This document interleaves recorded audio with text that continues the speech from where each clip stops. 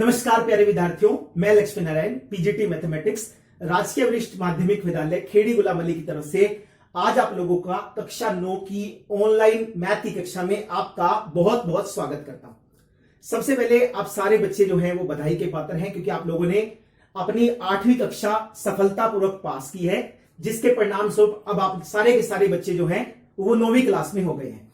तो आपको जैसा मालूम है कि कोरोना महामारी की वजह से पूरा का पूरा विश्व जूझ रहा है, जिसकी वजह से जो हमारा एकेडमिक सेशन 1 अप्रैल से शुरू होना था वो लेट हो गया है और छुट्टियां चल रही है। तो ऐसे में हमारे बच्चे पढ़ाई से जुड़े रहें, उनकी पढ़ाई का नुकसान ना हो, तो हमने आप लोगों के लिए ऑनलाइन मैथ्स की क्लासेस स्टार्ट किया है। इस ऑनलाइन मैथ्स की क्लासेस में हम लोग क्या करने वाले हैं, हर रोज आपको एक वीडियो लेक्चर का लिंक मिलेगा, जो ग्रुप हमने आपके व्हाट्सएप ग्रुप बनाए हैं, उस ग्रुप के बीच में हर रोज सुबह 10 या 11 बजे जो है वो एक लिंक डाल दिया जाएगा। बिल्कुल आपको वैसे ही क्लास अटेंड करनी है जैसे आप अपने क्लासरूम में करते हो।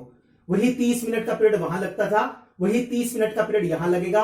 आपको अपनी कॉपी पेन निकाल के बैठना है, जो जो हम आपको करवाते रहेंगे वो सारे के सारे जो है वो आपको अपनी कॉपी में करना है। ठीक है, एक रिक्वेस्ट आप लोगों से है कि जितने भी आपके साथी जो हैं, जितने आपके क्लासमेट्स रह गए हैं, उन सारे के सारे लोगों को भी उस ग्रुप में जल्दी से जल्दी ऐड कराइए, ताकि वो सारे के सारे बच्चे भी सुचारू रूप से अपनी पढ़ाई कर सके। जितना भी काम हम लोग आपको करवाएंगे वो सारा का सारा काम आपको अपनी फेयर कॉपी में करना है, और करने के बाद उसकी फोटो खींच के ग्रुप में डाल देनी है, ताकि हम लोगों को भी पता लगता है कि आप लोग काम कर रहे हैं कि नहीं कर रहे हैं। उससे जो आपकी गलतियां होंगी वो भी आपको बता दी जाएंगी। ठीक है जी, तो समझ में आ गया मैंने क्या कहा। दूसरी चीज जो मैं आपके साथ बात करना चाहता हूं, देखो बेटा, 8वीं तक की जो पढ़ाई है ना वो अलग थी, और जब 9वीं की पढ़ाई है ये थोड़ी सी अलग है ना। 8वीं तक की पढ़ाई में तो ठीक है जैसे पढ़ा, लेकिन अब जो 9वीं है इसको आप लोगों को अच्छे से पढ़ना है। एक सबसे बड़ी चीज जो है वो आप लोग हम लोगों को बताते नहीं हो। जब हम आपसे पूछते हैं कि आपको समझ में आ गया, आप बोल देते हो यस सर आ गया, और जब हम आपसे करवा के देखते हैं तो फिर आपको वो क्वेश्चन आता नहीं है। तो बेटा ये आदत सबको सबसे पहले आप लोगों को अपनी बदलनी है। ऐसा नहीं, अगर आपको नहीं आता ना तो आप लिख देना नीचे, कहते बिल्कुल नहीं समझ में आया, दोबारा से करा कैसे किया। जब तक आपको समझ नहीं आएगा, जब तक आप लोगों को हाँ नहीं करना है, चाहे उस सवाल को मुझे 50 बार कराना पड़े, मैं आपको 50 बार क्लास में करवाऊंगा। समझ में आ रहा मैं क्या कह रहा हूं। तो झूठ नहीं बोलना है बिल्कुल भी। जब तक समझ नहीं आएगा, जब तक नहीं कहना कि नहीं समझ में आया है, जब समझ में आएगा तभी कहना समझ में आया, क्योंकि फिर मैं आपसे करवा के भी देखूंगा। ठीक है, इसके लिए ना एक सिंपल सा एग्जांपल है इसके ऊपर। देखो, मान लो एक मरीज है, वो डॉक्टर के पास जाता है, और डॉक्टर के पास जाके कहता है डॉक्टर बहुत अच्छा है। जो मरीज है वो डॉक्टर के पास जाके कहता है डॉक्टर साहब मेरे को ना दर्द है, मेरे को दवाई दे दो। डॉक्टर साहब मेरे को दर्द है, मेरे को दवाई दे दो। अब डॉक्टर उस मरीज से पूछता है बता भी तेरे क्या दर्द है। तो कहता है आप तो इतने अच्छे डॉक्टर हो, आप देख लो, आप दवाई दे दो, बस मेरे तो दर्द हो रहा है, दर्द है दे दो। अब डॉक्टर को ऐसा लगता है बिना उसके ना पेट में दर्द है, एक्चुअली में इसका जो दर्द है वो सिर में दर्द हो रहा होता है। अब डॉक्टर जो है वो क्या करता है, वो उसको पेट दर्द की दवाई दे देता है। अब वो घर जाता है, पेट दर्द की दवाई खाता है, लेकिन ऑब्वियस सी बात है दर्द तो सिर में है। अब पेट की दवाई खाओगे तो ठीक कैसे होगे, है कि नहीं।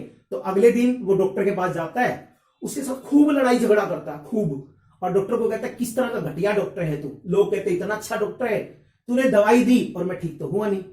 अब डॉक्टर बेचारा उसमें क्या करेगा, अब पढ़े लिखे लोग, आप खुद सोचो अब इसमें डॉक्टर की क्या गलती है। अब डॉक्टर को अगर वो मरीज बता दे कि मेरे यहां दर्द है, तो डॉक्टर उसको दवाई दे दे, है कि नहीं। तो वही सेम चीज आप लोगों के साथ है। आप लोग जब तक हमें ये नहीं बताएंगे कि क्या दिक्कत है, क्या समझ नहीं आया, तब तक उसका कोई इलाज नहीं है। अगर आप ये कहो कि सर हमें जमा करनी नहीं आती, हम आपको जमा करनी सिखा देंगे। आपको गुना करनी नहीं आती, हम आपको गुना करनी सिखा देंगे। भाग करनी नहीं आती, भाग करनी सिखा देंगे। काटना नहीं आता, काटना सिखा देंगे। लेकिन अगर आप ये कहते रहोगे कि मैथ नहीं समझ में आता, मैथ नहीं समझ में आता, मैथ नहीं समझ में आता, तो भाई हमारे पास घुट्टी तो है नहीं, हम लोगों को आपको पिला दें और पिलाने के बाद आपको सब कुछ समझ में आ जाए और आप उसको फटाफट फटाफट आप एकदम से मास्टर बन जाओ। ऐसा नहीं होता है। कोई भी चीज जो शुरू में की जाती है उसमें थोड़ी सी तकलीफ रहती है, लेकिन जैसे जैसे हम लोग उसको अच्छे से करने लाते हैं, हमारा इंटरेस्ट बनता है और हम लोग उसको अच्छे से कर भी पाते हैं, सीख भी पाते हैं। ठीक है, तो आपको झूठ नहीं बोलना। जब तक आपको समझ नहीं आएगा बिल्कुल आप कह देना बिल्कुल भी नहीं आया, दोबारा से कराओ। 50 बार मैं बोर्ड के ऊपर वो क्वेश्चन कराऊंगा, कोई समस्या नहीं है। दूसरी चीज क्या है, आप लोगों को अपनी पक्की कॉपी अच्छे से बनानी है। पक्की कॉपी का मतलब कोई भी एक कॉपी आप लगा लो, बस उसके अंदर करना क्या है, आपको सिर्फ और सिर्फ मैथ का काम करना है। ऐसा नहीं है कि साइंस का भी उसमें कर रहा हूं, हिंदी का भी उसमें कर रहा हूं, इंग्लिश का भी उसमें कर रहा हूं, वो गलत बात है। फिर वो सारा काम गड़बड़ हो जाता है, फिर यही नहीं पता लगता कौन सी एक्सरसाइज का सवाल कौन सा कहां पे है। तो जितना भी हम आपको काम देंगे वो सारा का सारा काम आप उस कॉपी के अंदर अच्छे से करेंगे। समझ में आ गया? बस ये 2 चीजें आप ध्यान से रखना, और जो अगले 3-4 दिन में आपको पढ़ाऊंगा इसको अच्छे से सीखना। आप में से बहुत सारे ऐसे लोग हैं जिनको वो सारी चीजें आती हैं। मेरा विश्वास मानिए, अगर ये सारी चीजें जो मैं आपको सिखाऊंगा ना अगले 3-4 दिनों में, अगर आपको ये आती है ना तो भगवान खुद धरती पे भी आ जाएगा ना तो भी आपको फेल नहीं कर सकता। आप 100% पास हो गए, और इनफैक्ट बहुत अच्छे नंबर लेके पास होंगे। ठीक है, करें शुरू फिर। चलो जी, कक्षा 9 जो है, कक्षा 9 के अंदर जो सबसे पहली चीज हमारे पास आती है, आप अपनी कॉपी में लिख लो, फटाफट कॉपी निकाल लो, जल्दी जल्दी। शक्ल देखते रहते हैं बैठे बैठे, शक्ल कोई संख्या पद्धति। ठीक है, तो आपको अपनी कॉपी में सबसे पहले नंबर पे क्या लिखना है? संख्या पद्धति लिखना है। मरीज नहीं बनना है। ये नहीं कहना कि मेरे को दर्द है, मेरे को दर्द है, मेरे को मैथ नहीं आता। अरे भैया, अगर करोगे तभी तो आएगा। कोशिश तो करो, कोशिश करने से तो पता नहीं क्या क्या हो जाता है। ये तो फिर नकली सा मैथ है कि नहीं? चलो, संख्या पद्धति के अंदर हम लोग क्या पढ़ते हैं? हम लोग पढ़ते हैं कि संख्याएं कितनी तरह की होती हैं। तो सबसे नंबर 1 पे लिखोगे, उसका जो नाम होता है, उसका नाम होता है प्राकृतिक संख्याएं। अच्छा, ये क्या होती है? प्राकृतिक संख्याएं। प्राकृतिक संख्याएं, ठीक है, इसको हम लोग प्यार से कहते हैं क्या? गिनती वाली संख्याएं। गिनती वाली संख्या। ठीक है, जब आप लोग नर्सरी क्लास में थे, है ना, तो आपको क्या सिखाते हैं? 1, 2, फिर 2 सीख जाता है, 3 बोलना सिखाते हैं, 3 सीख जाता है, 4 बोलना सिखाते हैं, 5 सीख जाते हैं तो फिर कैसे? 5, फिर 6, 7, ऐसे चलता रहता है। तो आपसे कहता है वो सारी संख्याएं जो 1 से शुरू होती है।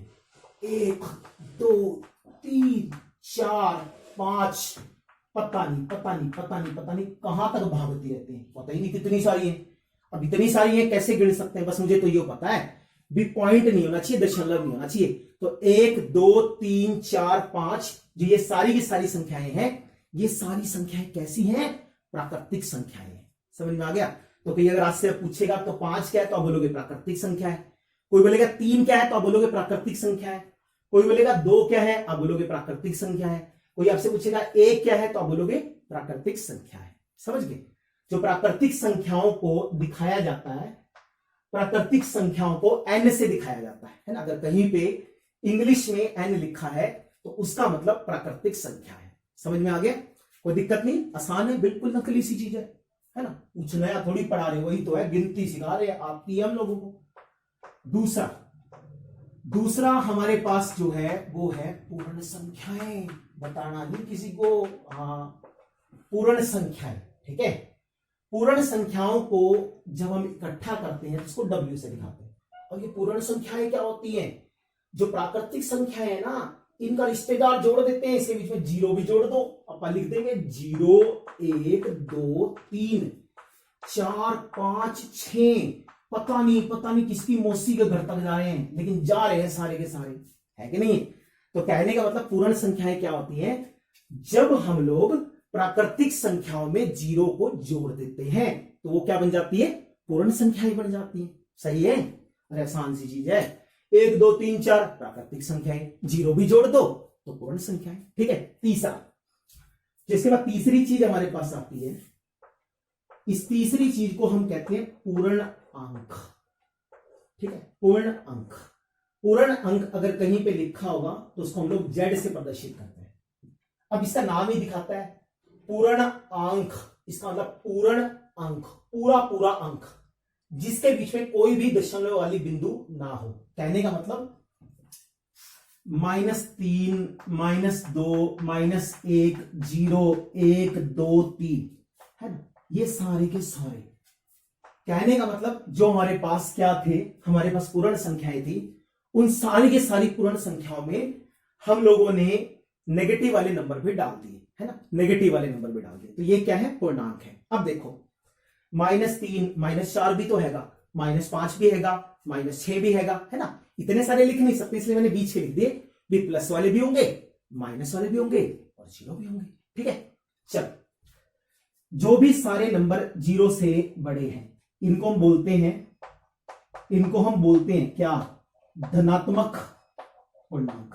ठीक है, जो ये वाली चीज है ये क्या है, धनात्मक पूर्णांक। अगर कोई आपसे पूछेगा एक क्या है तो आप बोलोगे धनात्मक पूर्णांक है, कोई पूछेगा दो क्या है तो धनात्मक पूर्णांक है, तीन क्या है वो भी धनात्मक पूर्णांक है। ठीक है, उसके बाद जो जीरो से छोटे होते हैं, जो जीरो से छोटे होते हैं उनको बोलते हैं ऋणात्मक पूर्णांक, है ना, वो सारे के सारे नेगेटिव वाले हैं, माइनस वाले हैं। और जो जीरो है इसको लिखते हैं ना तो धनात्मक, ना तो धनात्मक और ना ही ऋणात्मक। ये जो होता है ना तो वो धनात्मक होता ना तो ऋणात्मक होता, आपका जैसा मन करे वैसा ले लो, सही है। तो जो माइनस वाले हैं वो सारे ऋणात्मक होते हैं, जो प्लस वाले हैं वो सारे के सारे धनात्मक होते हैं, और जो जीरो है उसका नहीं पता, क्या पता प्लस का है क्या पता माइनस का, लेकिन अपने को पता नहीं तो हम लिख देते हैं ना तो धनात्मक है ना ही ऋणात्मक है। समझ में आ गया? चलिए, तीन चीजें मैंने बताई, मैं दोबारा से बता देता हूं। प्राकृतिक संख्याएं एक से शुरू होती है, पूर्ण संख्याएं जो है वो जीरो से शुरू होती है, और जो पूर्णांक है वो माइनस से शुरू होकर प्लस तक जाते हैं। दशमलव वाली कोई भी चीज नहीं आनी चाहिए। ठीक है, आगे चलते नेक्स्ट। चौथे नंबर पे लिखिए, चौथे नंबर पे हम लिखते हैं परिमेय संख्या, परिमेय संख्याएं। अब ये परिमेय संख्याएं क्या होती हैं, 8वीं क्लास में पढ़ी थी, चलो कोई बात नहीं दोबारा पढ़ लेंगे। क्या उसे दिखाते हैं, आपसे कहता है जिन संख्याओं को एक बार लिख लो फिर मैं समझाऊंगा। जिन संख्याओं को P बटे Q, जहां पे Q का मान जीरो नहीं होना चाहिए, और P और Q जो है वो पूर्णांक होने चाहिए के रूप में लिखा जा सकता है। ठीक है, ऐसी संख्याएं जिनको P बटे Q के रूप में लिखा जा सकता है, Q का मान जीरो नहीं होना चाहिए, और जो P और Q है वो दोनों पूर्णांक होने चाहिए। मैं एक एक करके सबका जवाब दूंगा। ठीक है, अब मेरी बात सुनना ध्यान से। मान लो मैंने आपसे ये बताओ 1 बटे 0 का उत्तर क्या होता है। 1 बटे 0 का उत्तर क्या होता है, बता फटाफट। पढ़ा है, पढ़ा तो है। अब 1 बटे 0 का उत्तर क्या होता है, हम लोगों को छोटी क्लासेस में सिखाते हैं, है ना। क्या सिखाते हैं, जो 1 बटे 0 होता है ना, 1 बटे 0 भगवान का घर होता है? मैथ में भी भगवान का घर होता है क्या? होता है, भगवान का घर। अब मुझे बताओ, क्या कोई जिंदा आदमी भगवान के घर जा सकता है? नहीं जा सकता। इसका मतलब जो 1 बटे 0 होता है ना, 1 बटे 0 अपरिभाषित होता है। आज तक कोई भी माइका लाल ऐसा पैदा नहीं हुआ जो ये बता सकता हूं कि 1 बटे 0 क्या है। आप बता दोगे तो नोबेल प्राइज पक्का दिलवा दूंगा मैं आप लोगों को, सही है कि नहीं। तो आपको यह समझना है कि जो 1 बटे 0 होता है वो अपरिभाषित होता है। अपरिभाषित कहने का मतलब मैथ के अंदर आज तो कोई ऐसा बंदा पैदा ही नहीं हुआ जो ये बता सकता हो कि 1 बटे 0 है क्या है। तो अपने को पता ही नहीं 1 बटे 0 क्या है ना। इसलिए मैंने आपको कहा कि उसके अंदर जो नीचे वाली चीज है वो 0 नहीं होनी चाहिए। ठीक है, मोटे मोटे शब्दों में सीखे तो ऐसी संख्याएं जिनको हम लोग बटे के रूप में लिख सकते हैं। जैसे ये लिखा 3 बटे 5, बटे के रूप में लिखा। अब मुझे ये सोच के बताओ, ये जो 5 है, क्या 5 0 के बराबर हैगा? 5 तो 5 होता है, 0 थोड़ी होता है। फिर है 3 और 5। अब मुझे देख के बताओ, ये 3 लिखा है, इसके बाद 4 लिखा होगा, इसके बाद 5 लिखा होगा। जो 3 और 5 है ये दोनों के दोनों पूर्णांक है या नहीं? आपको भी बिल्कुल है कि तो ये तो दोनों के दोनों पूर्णांक है। तो नीचे वाली चीज 0 नहीं है, ऊपर भी पूर्णांक है, नीचे भी पूर्णांक है। इसका मतलब इसको ठप्पा लग गया भाई। ये वाली जो संख्या है ना, ये वाली संख्या कैसी संख्या है? परिमेय संख्या है। तो ये वाली संख्या कैसी बनेगी? एक परिमेय संख्या बनेगी। अच्छा जी, ऐसा है कि अब मैंने यूं बता दो, ये बनेगा कि नहीं बनेगा? 7 बटे -3 होगा कि नहीं होगा? दोबारा से लग जाओ। अब मुझे ये बताओ, क्या -3 0 के बराबर होता है? कैसी पागलों वाली बात करते हो, -3 तो भी 0 के बराबर होता है क्या? 0 के बराबर तो 0 ही होता है, -3 थोड़ी होता है। तो -3 0 के बराबर नहीं है। अब आपको ये देखना है ऊपर और नीचे दोनों जगह पूर्णांक लिखा है कि नहीं लिखा है। तो जब मैंने यहां देखा -7 इसके बीच में बैठा होगा, और जो -3 जो है इसके बीच में बैठा होगा, और जो 7 है वो बिल्कुल 6 के साथ एंड जुड़े बैठा है, आगे करके 6-7 के साथ बैठा है ना। तो ऊपर वाला भी पूर्ण अंक है, नीचे वाला भी क्या है, पूर्ण अंक है, इसलिए ये वाली संख्या भी कैसी है, परिमेय संख्या है ना। तो कहने का मतलब जिस संख्या को हम लोग बटे के रूप में लिख सकते हैं, जिस संख्या को हम लोग बटे के रूप में लिख सकते हैं, वो वाली संख्या कैसी है, परिमेय संख्या है। ये समझ में आ गया। चलो अब ना मैंने आपसे ये पूछा, ये बताओ जीरो, जो जीरो है वो परिमेय संख्या है कि नहीं। आप बोलोगे नहीं, पते नहीं है। क्यों? बटे में थोड़ी लिखी हुई है, बटे में लिखी होगी जब भी तो कहेंगे। अच्छा, आपको ये पता है भी अगर मैं किसी भी नंबर को 1 से भाग करूं तो कोई फर्क नहीं पड़ता, उत्तर सेम टू सेम आ जाता है। अच्छा, अब तो बटे में दिख रही है। अब फिर वो दो चीजें देख लो, क्या नीचे जीरो लिखा है, क्या नीचे जीरो लिखा है, नहीं लिखा नीचे जीरो।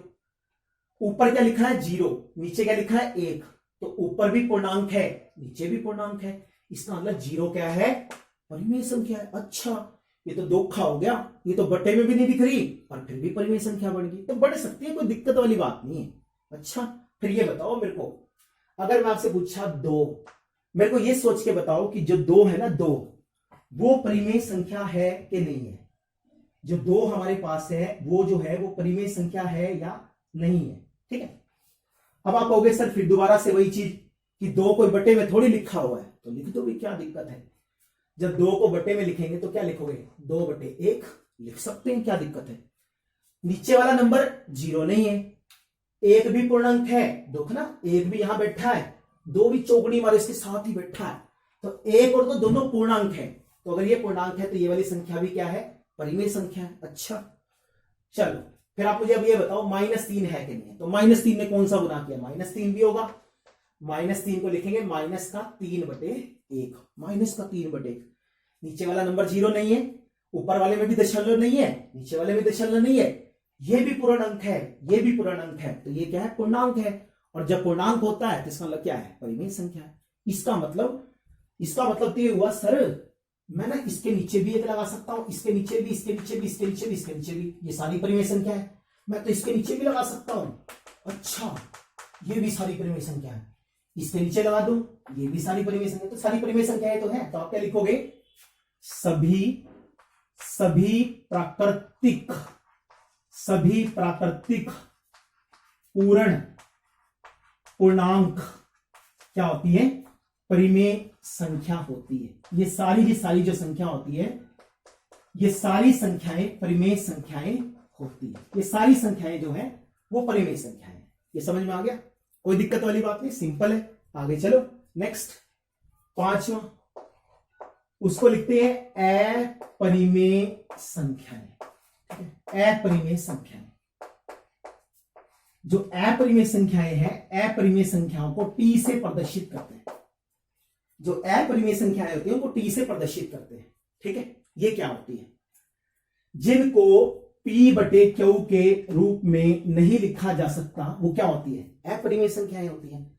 या मोटे मोटे शब्दों में कहो तो जिसका वर्गमूल पूरा नहीं निकलता, जिसका वर्गमूल पूरा नहीं निकलता, वो क्या होती है, अपरिमेय संख्या। जैसे हमने आपसे कहा ये बताओ वर्गमूल 2, पता ना हो लेकिन देखा सबने है, मैंने भी देखा, नहीं देखा तो आज देख लो, वर्गमूल 2 है।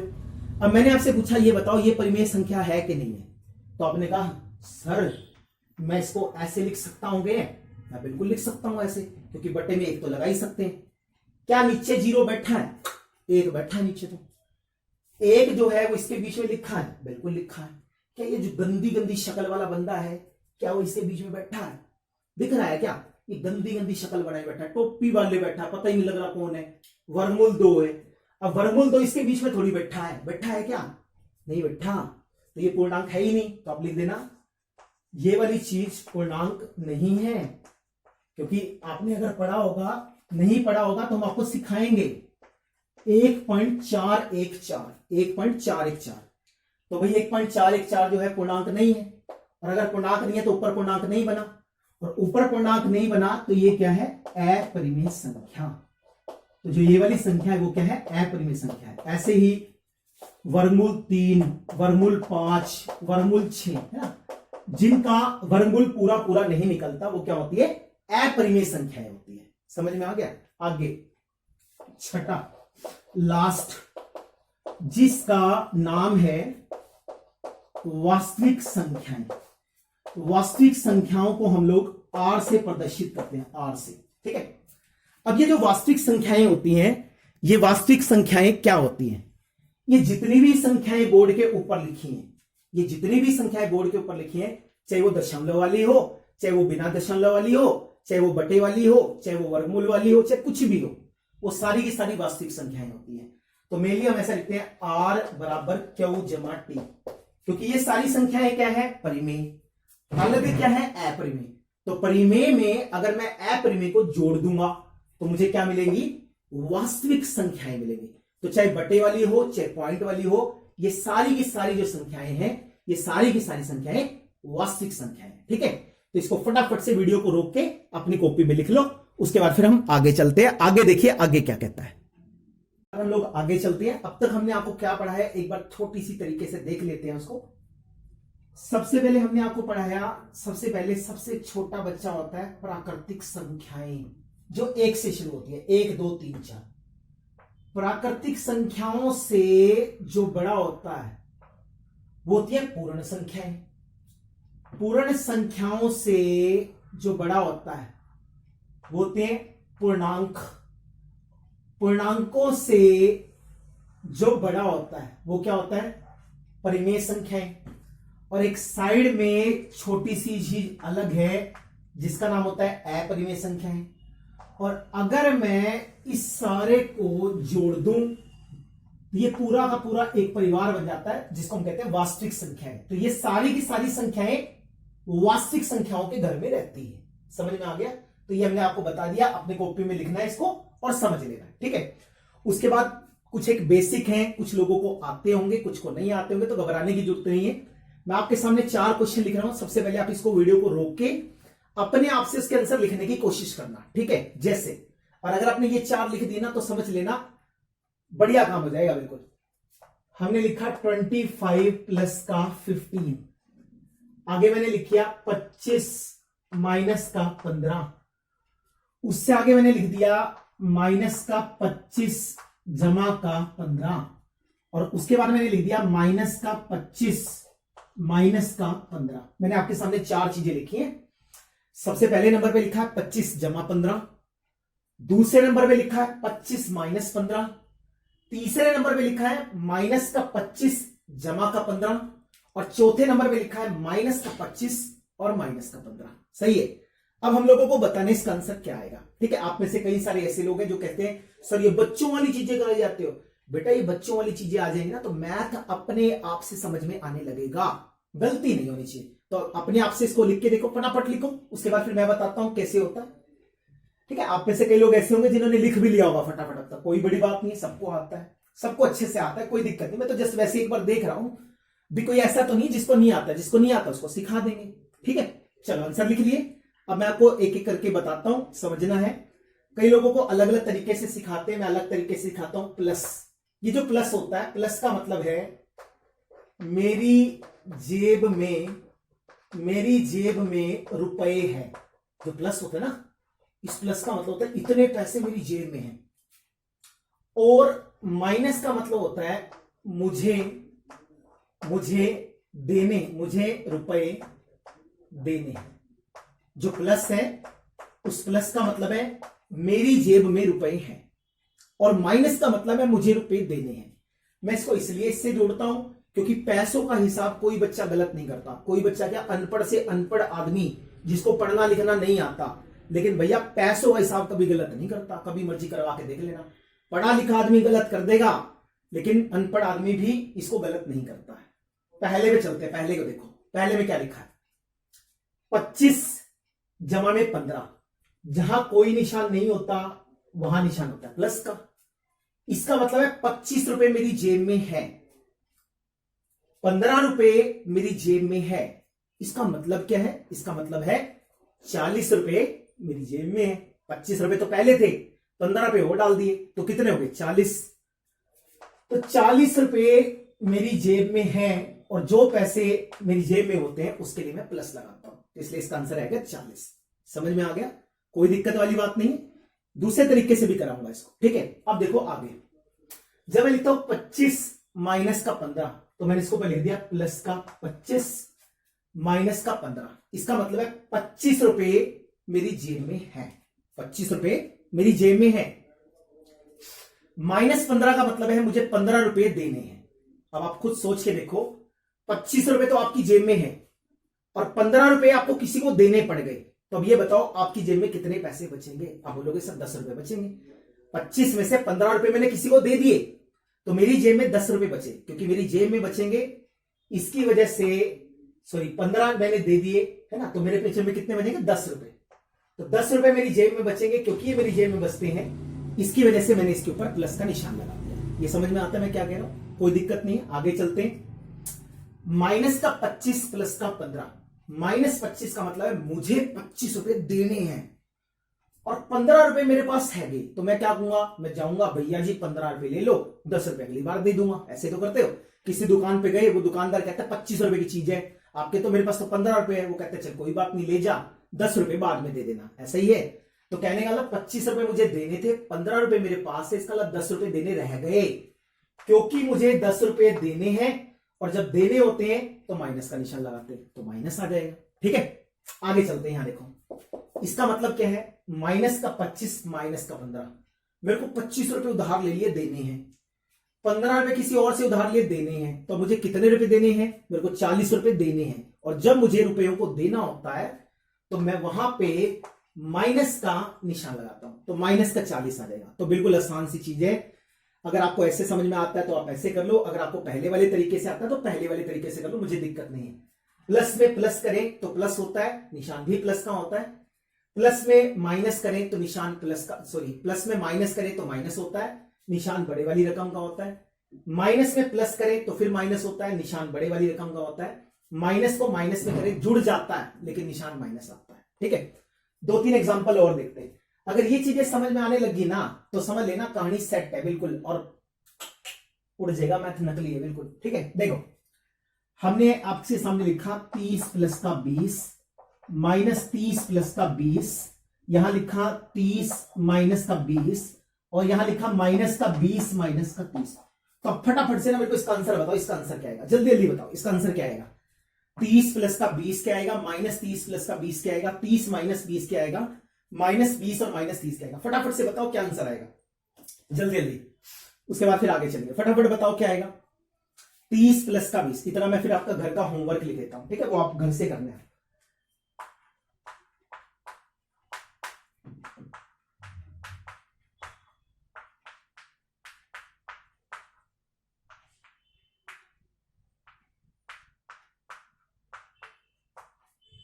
ठीक है, 1 2 3 4 5 और सवाल लिख देते हैं। क्या लिखेंगे? छठा सवाल लिख देता हूं मैं यहां पे।